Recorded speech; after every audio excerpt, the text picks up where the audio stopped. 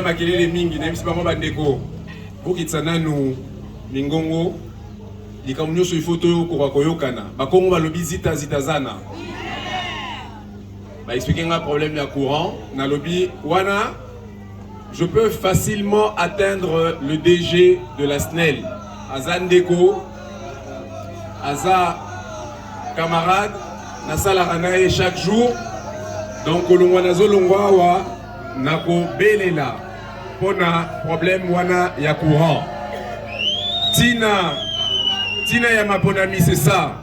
Tina ya maponami c'est ko pona batu oyo barokoka ko sunga biso ko pona batu barokoka ko landela maye oyo ezopesa biso pasi ezala courant ezala banzela 8 mois mbisi oko voter parce que 8 mois 500 francs oko voter parce que ceci parce que cela to votaka na boigna to tinda na Assemblée nationale na ba institution batu oyo to éviter baza na mayele pe bakozala na courage ya kolobela pona biso bambula oyo eleki totindaki bato kuna badepute il y a 4 députés pona territoire ya Manzangungu mais na bandi bino moko bosala analyse ya badepute ya baaction na bango na baprovince mosusu tokoyoka o député Delis Esanga o député Kingandi mais epa na biso bakongo epa na biso territoire ya Manzangungu toza na mwa chute kala tozalaki na député moko azali koloba kufongo ya bandoki ukala waku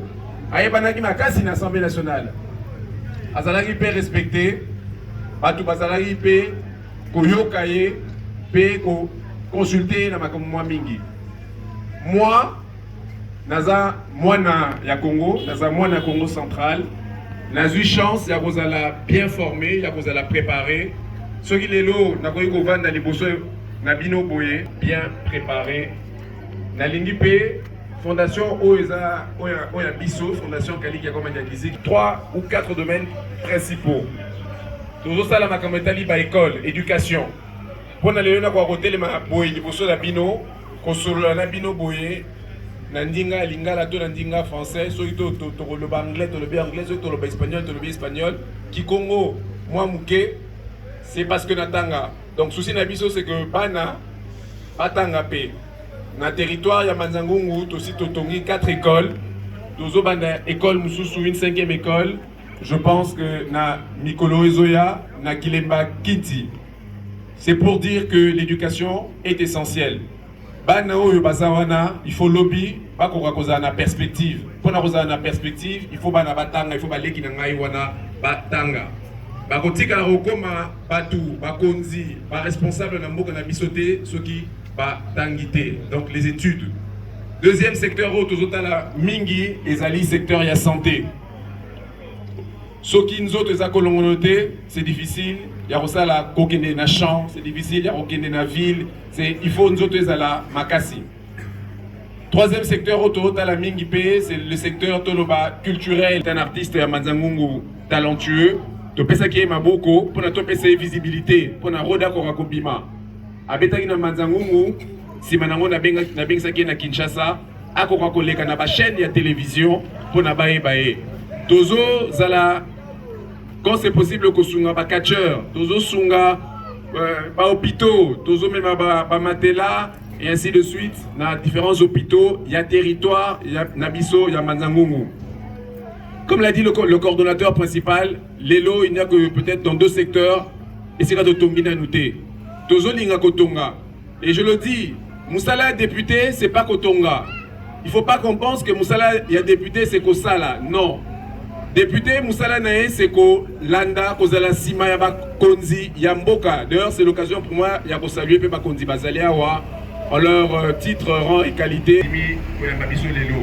Député Moussala Nae, c'est Kende Koyebisa ministre ngai pa na ngai tozana ba fonctionnaire baza mécanisé mais bafuta makate ngai pa na ngai tozali na banzela za malamu te yo ministre ya défense yo ministre ya enseignement primaire to ministre ya santé talela ngai likambo etali mécanisation ya ba fonctionnaire wana so baza mécanisé talela ngai likambo etali paiement na bango c'est cela le rôle d'un député.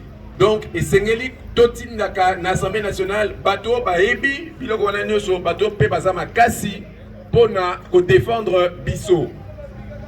tozwa na province oyo baka ya Congo, ya Bundu dia Congo oyo baboma bango kola bambwa par les forces de sécurité, et il y avait que l'honorable Kiakoma pratiquement Moutou abelela na parlement. C'était sous le président Vital Kamerhe organisa débat moko ya makasi na Assemblée nationale. Donc il faut qu'on a bateau baza courageux. Moutou o soka monelo ka malamu akobelela eloko za malamu. Eloko eza mabe akobelela. Sans ça tozali batou tozali ba citoyens o tozana ba relais na ba institution. Et dans l'institution, il faut avoir des relais, il faut avoir batou oyo bako loba. Et je dis aussi, parce que j'entends ça souvent, et à l'Assemblée nationale, et à la Sénat, et à la gouvernement, les discussions se font en français. Il faut être capable de comprendre les dossiers, de les discuter en français. Donc la polémique, on veut dire, il ne parle pas 100% de Kikongo, il ne parle pas 1000% de Kikongo. J'ai un papa qui parle parfaitement le Kikongo, il n'a jamais parlé 2 fois le Kikongo à l'Assemblée nationale.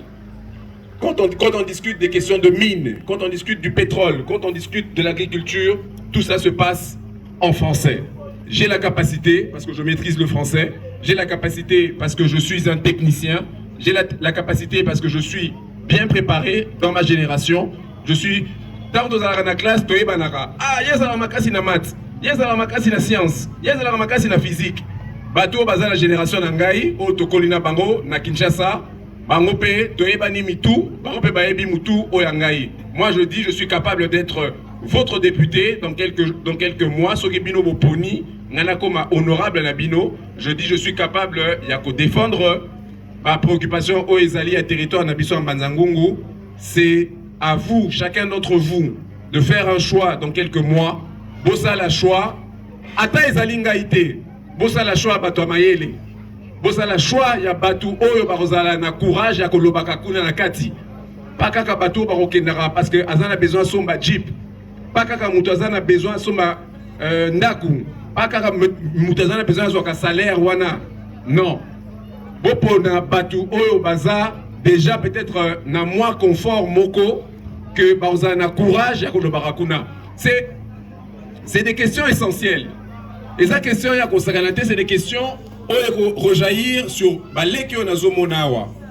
Parce que lorsqu'on va discuter demain des questions relatives à l'éducation, lorsqu'on va discuter demain des questions relatives au pétrole, lorsqu'on va discuter demain des questions relatives aux mines, si on continue d'envoyer à l'Assemblée nationale des personnes qui ne maîtrisent pas ces questions, des personnes qui ne vont pas discuter de ces questions, nous sommes les premiers perdants.